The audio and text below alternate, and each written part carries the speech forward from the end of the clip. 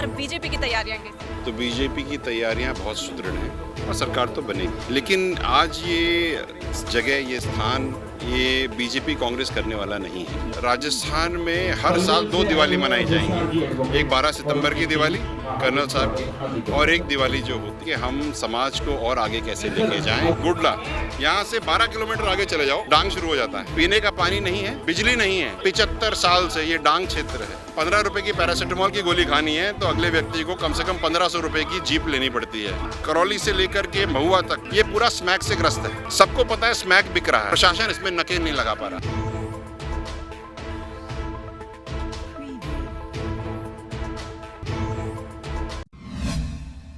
नमस्कार, मैं नेहा जोशी और आप देख रहे हैं द फैक्ट इंडिया। आज गुर्जर समाज के लिए बेहद ही खास दिन है। किरोड़ी लाल भैंसला जी की आज जयंती है। उनकी पुण्यतिथि पर आज हम करौली पहुंचे हैं और क्या कुछ समाज में एक अलग सा ही उत्साह है और एक अलग ही उमंग है और खूब हर्ष और उल्लास से किरोड़ी लाल भैंसला जी की जो जयंती है, कर्नल भैंसला की, बहुत ही उत्साह से मनाई जा रही है। उनके पुत्र हमारे साथ जुड़े हैं और उनके जो बुजुर्ग लोग हैं वो भी हमारे साथ जुड़े हैं। क्या कुछ कहना है इनका और किस तरह से समाज में क्या किस तरह से एक्टिविटीज और क्या कुछ कहना है, आज हम उनसे जानते हैं। तो सर, क्या कुछ कहना है? आज कर्नल साहब की जयंती है, पुण्यतिथि है, बेहद ही उमंग से और गंभीर रूप से यहाँ पे मनाया जा रहा है। क्या कुछ कहना है? आज हमारे लिए एक बहुत बड़ा दिन है नेहा, और it's good to see you again, such a pleasure. हमारे लिए आज बहुत बड़ा दिन है और हम गुडला में हैं आज, और ये हमारे बैंसलाओं का गढ़ है जिसे कहते हैं। 12 गांव बैंसला यहाँ पे हैं और हमारे साथ हमारे सबसे बुजुर्ग बसंता जी भी हैं। आज कर्नल साहब की जयंती है और आज के दिन हम लोग कर्नल साहब को दुख से नहीं, खुशी से याद करते हैं। अगर आप ध्यान रखें तो पिछले साल भी 12 सितंबर को ही कर्नल साहब की अस्थि विसर्जन का कार्यक्रम हुआ था पुष्कर में, पूरे राजस्थान में धूमधाम से मनाया। और आज यहाँ पर सांस्कृतिक कार्यक्रम बहुत सारे हैं। माननीय प्रधानमंत्री राष्ट्रपति महोदय आने वाले थे, लेकिन मौसम खराब होने की वजह से नहीं आ पाए, लेकिन उनका मैसेज आ गया, that's a very good thing. और आज यहाँ पर हम लोग, अगर आप देखो तो सांस्कृतिक कार्यक्रम हो रहे हैं, गोट हो रहे हैं, रसिया हो रहे हैं, गीत हो रहे हैं। It's a festival. और आज हम सब लोग यहाँ बैठ करके 4 चीज़ें याद कर रहे हैं जो कर्नल साहब हमें देखे गए। सबसे पहली चीज़ तो अच्छा स्वास्थ्य, अच्छी शिक्षा, पढ़ी लिखी माँ और कर्ज मुक्त समाज। ये 4 चीज़ों के ऊपर हम मंथन कर रहे हैं और कर्नल साहब को याद करूँगा। It's a big thing for us। और आज शाम को 8 बजे, 8 सवा 8 बजे पूरे राजस्थान में हर घर में 5 दिए जलेंगे। 4 तो उनकी बातों के लिए और 1 कर्नल साहब के लिए। तो मैं एक बात बताऊं आपको कि आज से राजस्थान में हर साल 2 दिवाली मनाई जाएंगी, एक 12 सितंबर की दिवाली कर्नल साहब की और एक दिवाली जो होती है। So I look forward to it, it's going to be amazing. Well जी, हम आपसे बाद में राजनीतिक बात भी करेंगे। पहले सावंत जी से जान लेते हैं क्या कुछ कहना, क्योंकि ये भैंसला परिवार के बुजुर्ग आदमी है और इनके डिसीजन मेकर इन्हीं के हाथ में है और इनके समाज के लिए इनसे बेहतर तरीके से कौन जान सकता है। सर, आज पुण्यतिथि है भैंसला साहब की, कर्नल साहब की, क्या कुछ कहना है उनके लिए? ये है साहब, कर्नल साहब की आज पुण्यतिथि है। जी जी बिल्कुल। हमारा हमेशा से जब कर्नल साहब ने ठेर शुरू में ये कमाल आरक्षण, उसी तरह से हमारा अनुसार है, तो उसकी धीरता, उसकी जोरदारी, उसकी तो कोई कही नहीं जाए। मैं उसके साथ बहुत रहा। अब आज जयंती के दिन बहुत अच्छा दिन, ये गुडला में हमने जन्म लिया है, तो हम इस पवन भूमि पे ये समाज के सबके दर्शन हुए और इनके चरणन से ये गुडला धन्य हो गया है। तो हम बार बार समाज को और कर्नल साहब को बार बार याद करते थे। हम तो ये अर्ज करते हैं, कर्नल साहब हमारे यहाँ जन्म मौजूद है। आज इस पंडाल में जो भी व्यक्ति मौजूद है वो यही कह रहा है कि कर्नल साहब फिर से एक बार जन्म ले। तो गुर्जर समाज में किस तरह से बदलाव देखते हैं? आपके साथ आपने कहा कि उन्होंने समय भी बिताया, किस तरह से बदलाव देखा है आप? ये पूछ रहे हैं कि इतने सालों में आपने गुर्जर समाज में क्या बदलाव देखा? गुर्जर समाज का बदलाव तो ऐसा है साहब कि कर्नल साहब सभा में वहाँ बैठे हो, तो उसका एक ही सवाल था कि मैं दिल में सवार जब करूँ जब एक मेरी लड़की कलेक्टर बन के नहीं जा कुर्सी पे बैठे और मैं उसके हाथ से एक कप चाय पी, ये उसका खास और इसी मूल दहबेर और आरक्षण पे अब आज तो वो नहीं रहे, उसका बहुत वो और हमारे समाज में आज की वो उसकी देन थे। कम से कम कलेक्टर बने, लड़की भी कलेक्टर बन गई और बहुत बदलाव हो गया है, विशेष बदलाव हुआ है। इस कौम बहुत हमारी पछड़ी हुई जाती थी, लेकिन ये पछड़ी हुई जाति बहुत आगे बढ़ी, आज वाने अवर करते। लेकिन अगर पावर हो, राजनीतिक पावर हो, तो समाज के लिए एक अच्छा संदेश जाता है। तो आज अगर आप देखते हैं उनकी जगह विजय बैंसला जी भी हैं, तो किस तरह इनकी स्थिति आप देखते हैं? और समाज में अगर एक राजनीतिक व्यक्तित्व अगर आप देखना चाहते हैं तो वो किसको देखना चाहते हैं? विजय बैंसला का एक ही मैसेज होता कि उसके जो कोई काम अधूरे हैं उनको पूरा करने के लिए इन्हें संकल्प ले रखा। और दूसरी बात कि संकल्प दिया है और विजय बैंसला की भावना बिल्कुल, हम आगे भी बातचीत करेंगे। पूरा पंडाल आप देख सकते हैं कि लोगों से ये भरा हुआ है, उनके समाज में एक अलग ही उत्साह है। हम विजय जी से भी हम बातचीत करेंगे। सर, बीजेपी संकल्प यात्रा कर रही है और जल्द ही परिवर्तन संकल्प यात्रा के बीच जो प्रथम सूची की है वो जांच नाम है जो आ जाएंगे, आपको क्या कुछ लगता है इस बार बीजेपी की तैयारियां कैसी हैं? देखो, अगर आप मुझसे व्यक्तिगत पूछेंगे तो बीजेपी की तैयारियां बहुत सुदृढ़ हैं, ठोस हैं और सरकार तो बनेगी। लेकिन आज ये जगह, ये स्थान, ये बीजेपी कांग्रेस करने वाला नहीं है। आज इस बात का करने वाला है कि हम समाज को और आगे कैसे लेके जाएं और एक प्रोग्रेसिव राजस्थान में हम पूरे, जैसे गुर्जर समाज की अगर बात करो तो हम कैसे कंट्रीब्यूट करें।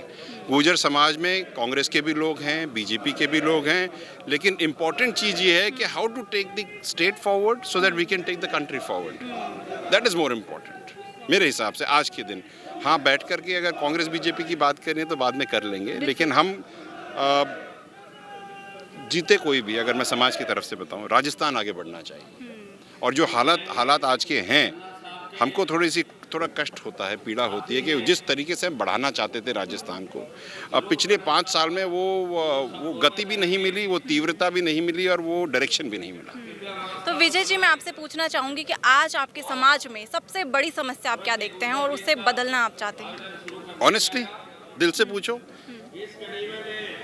तो जो व्यक्ति 45-50 साल का हो गया ना नेहा, उसकी ज़िंदगी तो ऑलमोस्ट डिसीजन मेकिंग में निकल गई, ख़त्म हो गई। जो बंदा 18 से लेकर के और 27 साल का है, ये उसका समय 28 से 23, जिसको हम फर्स्ट टाइम वोटर भी कहते हैं, अगर आप वैसे मेजर कर लो, वो व्यक्ति अपनी लाइफ का करियर पाथ डिसाइड कर रहा है।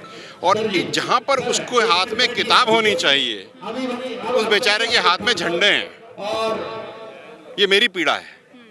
अगर वो झंडा ही लेकर के 5 साल चलता रहेगा तो पढ़ेगा कब? अपना करियर कैसे decide? One fine day is going to get married, he is going to have children, but वो झंडे से तो उसका पेट नहीं भरेगा ना। उसको अपना करियर डिसाइड करना पड़ेगा। मैं ये चाहता हूँ कि हमारे समाज में सबसे बड़ी विपदा जो आ रही है, एक तो पढ़ाई में थोड़ा सा रुझान थोड़ा कम है, अभी हुआ है, but we still have a long way to go. एक तो वो है। ये जो दूसरा स्मार्टफोन जब से आया है ना, इसने हमको परेशान कर दिया है। क्योंकि जो समय, अगर एक बंदा एवरेज आप फ़ोन देखो ना किसी का भी यूसेज में, तो वो 6 से 8 घंटे वो स्क्रीन ही देख रहा है। अब बंदा अगर 6 घंटे स्क्रीन देखेगा तो पढ़ेगा कब? सोएगा भी तो सही। So that's one problem. Secondary issue ये आ रही है कि जो बंदा एग्ज़ाम वगैरह दे करके कहीं लेवल में आता है अपना करियर बनाने के लिए, जो भी सिस्टम रहा है पिछले 5 सालों में, that guy is completely lost. So जब तक हम अपना एग्जिस्टिंग यूथ, जो कि आज का जो जनरेशन है 18 से 23 या 27, उसको हम सेटल नहीं करेंगे तो हमारे 20 साल बाद तो ये हमें काटने को दौड़ेगा ना। तो हमको आज जो 20 साल में जो हमें चाहिए वो आज हमको डिसाइड करना, और आज हमको डिसीजन मेकिंग में ये सबसे बड़ी प्रॉब्लम है। दूसरी चीज़ एक और इशू आ रही है, we are getting unnecessarily embroiled in discussion which are of no value, जिनका कोई लेना देना है ही नहीं। सोशल मीडिया पे इंस्टिगेट हो जाते हैं मैटर्स, लोग झगड़ लेते हैं, उसके अंदर बंदे अपनी ज़िंदगी निकाल देते हैं। अब कोई किसी के पीछे रैली में चला गया, सपोज विचार करो कि किसी की रैली हुई किसी इशू को लेकर के, वो बंदा उसके पीछे चला गया, जिसने रैली करी वो तो घर चला गया, इनके ऊपर बेचारे पे केस लग गए, और ये केस लगने के बाद फिर तो इनको सरकारी नौकरी कहाँ से मिलेगी, कैरेक्टर सर्टिफिकेट भी नहीं मिलेगा। हमारा यूथ अगर लाइन पे नहीं आएगा नेहा, तो हमारा आने वाला भविष्य डगमगाएगा। That's the biggest problem. अब हम बात करते हैं महिलाओं के लिए, तो आपके समाज में महिलाओं की स्थिति, महिलाओं की कंडीशन किस प्रकार आप देखते हैं? I am coming to that. 48% जनसंख्या का कंट्रीब्यूशन जो है वो फीमेल्स का है, और आप कभी भी मंच देखो, चाहे हमारे समाज का देखो या किसी और समाज का भी देखो, अगर 100 लोग होंगे तो उसमें 10 महिलाएं होंगी। जब 48% महिलाओं का कंट्रीब्यूशन है तो 48% है क्यों नहीं? पुरुष प्रधान देश होने का मतलब ये तो नहीं कि हम अपनी महिलाओं को आगे नहीं बढ़ाएं। मैं फेसबुक लाइव में था, मैंने यही कहा। अब आप ये देखो नेहा, कॉलेज जो गर्ल्स कॉलेज में जो लड़कियां इलेक्शंस लड़ती हैं, एक बार पॉलिटिकल बात कर लेते हैं, कितनी उनमें से आगे आ सकती हैं, और इनको हम हाथ पकड़ के आगे कब लेकर आए? हमें उनको लेकर आना है। हमारी तरफ से there is a conscious lack of decision making to get these girls forward and give them a career path. ये प्रॉब्लम है।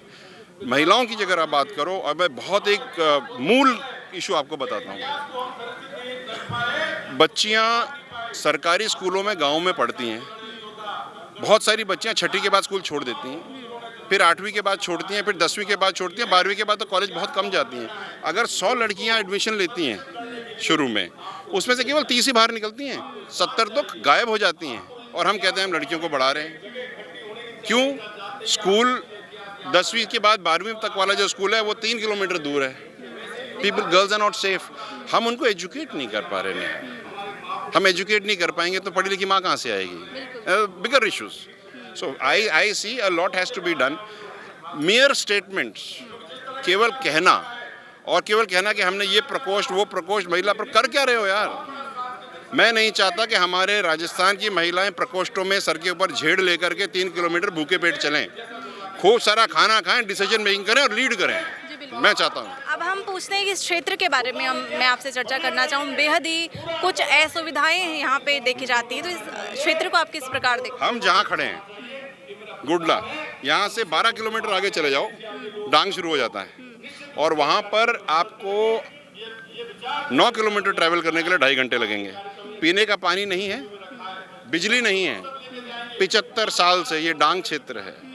महिलाएं, गर्भवती महिलाओं को जब हॉस्पिटल लेके जाना पड़ता है तो चारपाइयों पे लटका के लेके जाते हैं, आधी तो वैसे ही मर जाती हैं। फिर अगर 15 रुपए की पैरासीटामोल की गोली खानी है तो अगले व्यक्ति को कम से कम 1500 रुपए की जीप लेनी पड़ती है।